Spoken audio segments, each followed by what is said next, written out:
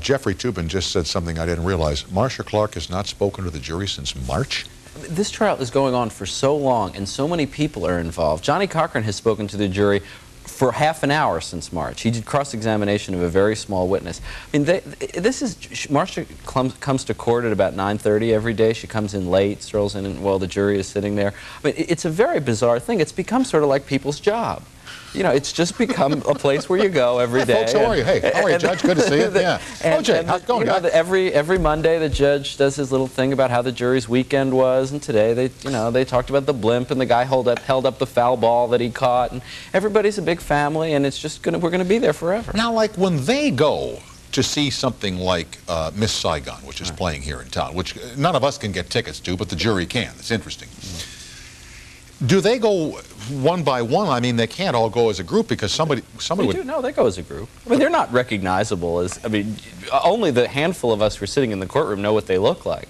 I mean, one of the reporters, who was funny, ran into them at California Pizza Kitchen, and he almost fell over because, you know, he saw this group over there, and, you know, we all know them. They have, you know, we know them only by nicknames, which we've given them. And like what are some of the nicknames? Well, for example, there's Big Hair. There's a woman who has a very blonde hair, and she has hair that really, like this piece that goes straight up, and there's considerable debate about whether it's a attachment or not. A fall or... There's also, like our previous guest, there's the self-help woman who has read 25 self-help books through the course of the trial. She walks in, I mean, this woman must be so together by now because she has read every book or a wreck. There's a touchy-feely woman who's always touching other people. I mean, no,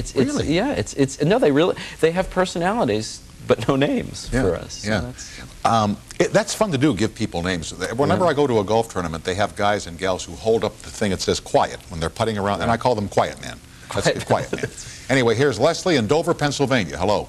Oh, hello. Good evening, Leslie. Hi, how are you? Fine, thanks. Nice to talk to you. Mr. Thank you. Toobin, how are you? Fine. Tell him it's nice to talk to him, too. Well, yeah, that too.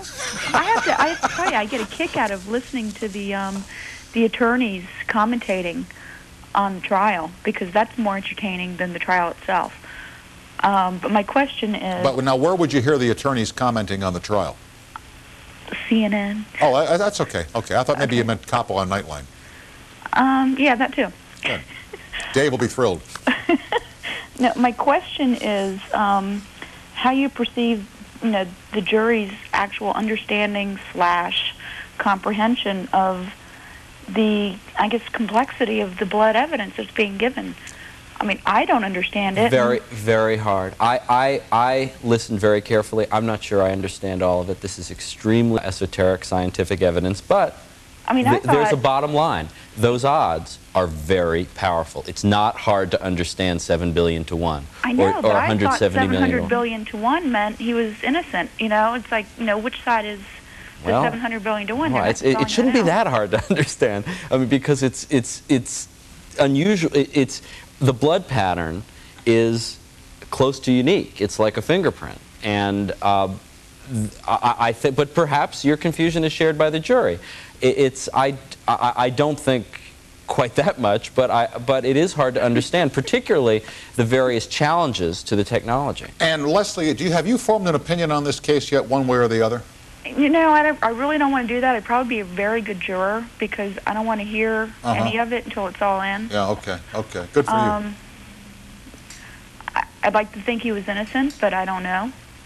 I'm glad you called, Leslie. Thank you. Thank you. My pleasure. Bye. Let me ask you here about the attorneys, especially the defense attorneys, who were men of such enormous personality before this whole thing started, and now they seem to be completely different from their buildup.